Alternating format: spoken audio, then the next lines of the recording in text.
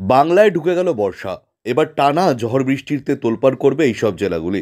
আগামীকালও বৃষ্টির পূর্বাভাস রয়েছে রাজ্যের একাধিক জেলায়।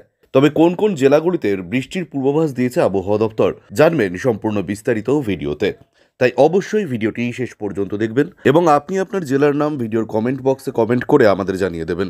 আপনার জেলার নতুন কোনো খবর বেরিয়ে এলে আমরা আপনাকে জানিয়ে দেবো। একটা ছোট্ট অনুরোধ আপনার কাছে, ভিডিওটিতে একটি লাইক করবেন এবং আপনি চ্যানেলটিতে নতুন হলে চ্যানেলটিকে সাবস্ক্রাইব করে পাশের বেল বাটনটি বাজিয়ে দেবেন পরবর্তী খবরগুলো সবার আগে দেখার জন্য। মৌসুম ভবন সূত্রে খবর, এবার স্বাভাবিকের দুদিন আগেই 30শে মে কেরল এবং উত্তর পূর্ব ভারতে দক্ষিণ পশ্চিম মৌসুমী বায়ু প্রবেশ করেছে। একই সাথে বর্ষা ঢুকেছে বাংলাতেও। আইএমডির আপডেট জানিয়েছে স্বাভাবিকের থেকে 7 দিন আগে উত্তর পূর্ব ভারত ও উত্তরবঙ্গে বর্ষা শুরু হয়েছে। এবার আবহাওয়া দপ্তর জানিয়েছে আলিপুরদুয়ারের বক্সার জঙ্গলে বর্ষা শুরু হয়। এমনিতে গত দুদিন থেকে ভারী বৃষ্টিতে ভিজছে উত্তরবঙ্গের জেলাগুলি।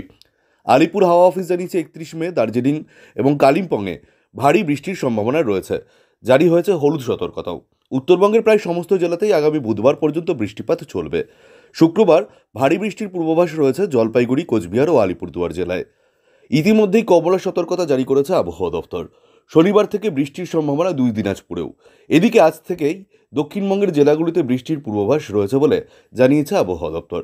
গতকালও কলকাতা সহ একাধিক জেলায় বৃষ্টি হয়েছে। আজও বৃষ্টির সম্ভাবনা রয়েছে কলকাতা সহ 2 মেদিনীপুর, 2 চব্বিশ পরগনা, হাওড়া, হুগলি, বীরভূম এবং পূর্ব মেদিনীপুরে। হতে পারে সামান্য ঝড়ও। এইসব জেলাগুলিতে হলুদ সতর্কতা জারি করেছে হাওয়া অফিস। আগামীকাল থেকে কলকাতা সহ রাজ্যের সব জেলাতেই বজ্র বিদ্যুৎ সহ ভারী বৃষ্টিপাতের পূর্বাভাস জারি করা হয়েছে।